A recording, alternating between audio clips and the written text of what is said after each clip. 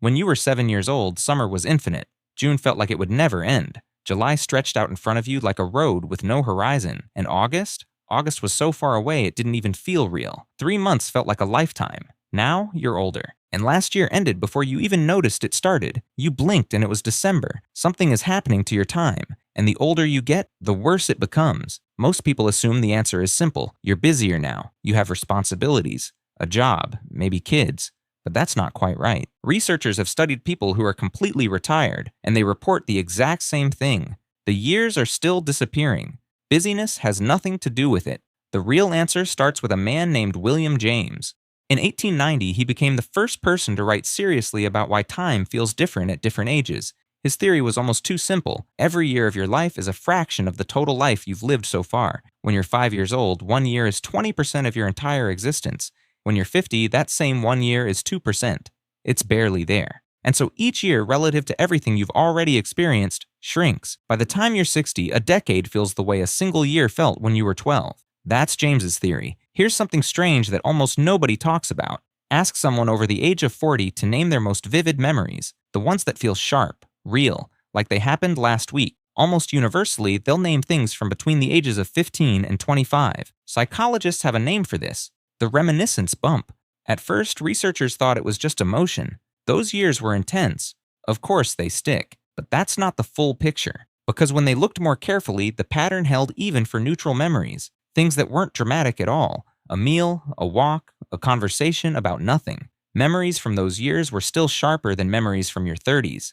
The reason wasn't that those years were more emotional. It was that they were more new. Between 15 and 25, almost everything is still a first. First time living away from your parents. First time being responsible for yourself. First time your choices had real consequences. Your brain was in a constant state of encountering things it had never encountered before. And so it recorded everything, in detail, in high resolution. And 40 years later, you can still feel it. Now think about what that means for everything that came after. After 25, for most people, the first slow down dramatically. You find a routine, a career, a relationship, a city, and you stay. The brain stops getting new material, and the recordings get thinner, until decades pass and leave almost nothing behind. There's something happening inside your brain that makes this much worse. Think about your childhood for a second. Your first day of school. The first time you rode a bike without training wheels. The first time you stayed the night at a friend's house. Everything was a first. And your brain treated every single one of those moments like it mattered. When your brain encounters something genuinely new, something it has never processed before, it pays attention. Every novel experience gets encoded carefully, which means when you look back at it later, there's a lot there. Now think about last Tuesday. What actually happened? You probably woke up around the same time you always do, took the same route, had lunch, went home, went to sleep. Your brain barely registered any of it, not because nothing happened, but because none of it was new. Memory doesn't measure time in hours. It measures time in distinct experiences. The more distinct experiences you can look back on, the longer that period of time feels in your memory. Researchers call this the holiday paradox. You go somewhere completely new for 1 week. In the moment, the week feels fast. You're having a good time. But when you come home and look back on that week, it feels enormous. It feels like it lasted a month, because your brain was constantly recording. Now compare that to a week of routine back home. That week will nearly vanish from your memory. It happened, and then it was gone.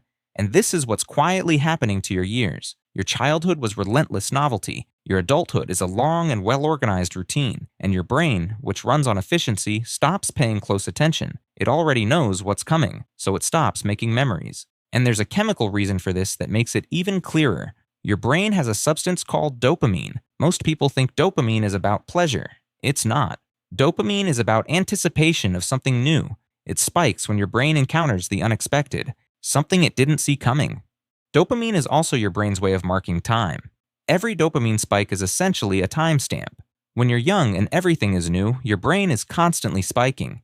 But as you get older and the world becomes more familiar, the spikes slow down. The same coffee shop you've been going to for 3 years releases almost no dopamine, and so the timestamps disappear.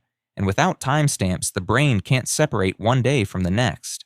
They blur together. There's a neuroscientist named David Eagleman who has spent years studying time perception. He ran an experiment where he dropped people off a building, controlled, safe, into a net far below.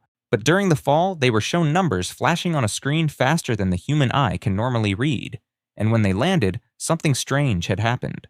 They could read the numbers. During extreme fear, time had stretched. Their brain had shifted into a higher gear. Eagleman's conclusion was simple but important. The brain doesn't experience all time equally. Novelty stretches time. Routine collapses it. Now here's something that will make this worse. Think about sleep. You sleep roughly 8 hours a night. That's 1/3 of your entire life, and your brain records almost nothing from it. You wake up and the 8 hours are simply gone.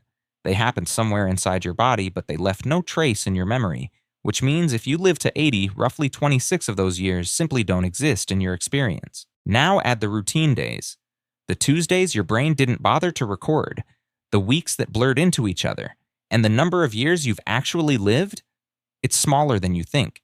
This isn't meant to terrify you, but it should wake you up, because the life you're actually experiencing is a fraction of the time on the calendar, and most people are shrinking that fraction every year without realizing it. And then there's the phone.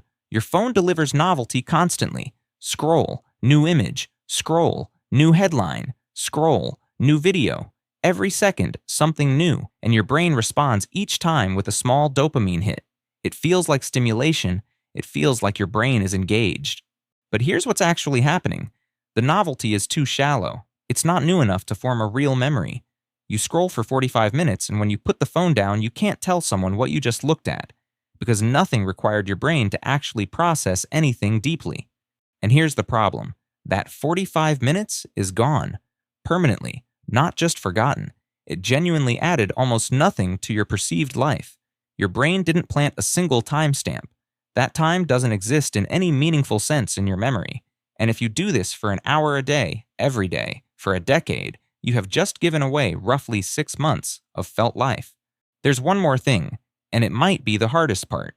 There will be a last time you do everything, a last time you swim in the ocean, a last time you speak to someone you love. The brutal thing is, you almost never know when it's happening. You don't know it's the last time until it's already over, and then one day you reach back for a memory and realize there's nothing after it. That was the end, and you didn't know. Researchers have found that this blindness, not knowing when the last time is one of the reasons people feel time slipping away so painfully in older age. They look back and see dozens of last times they didn't mark, because they assumed there would always be another one. And this is where the science stops just being interesting and starts being useful. If novelty is what makes the brain record time, then novelty is how you slow it down. A conversation with someone you'd never normally approach. Learning something that makes your brain feel slightly out of its depth. Every genuinely new experience is your brain taking a photograph. And those photographs are what time is actually made of. You have one life. But how long that life actually feels, that part is still at least a little up to you.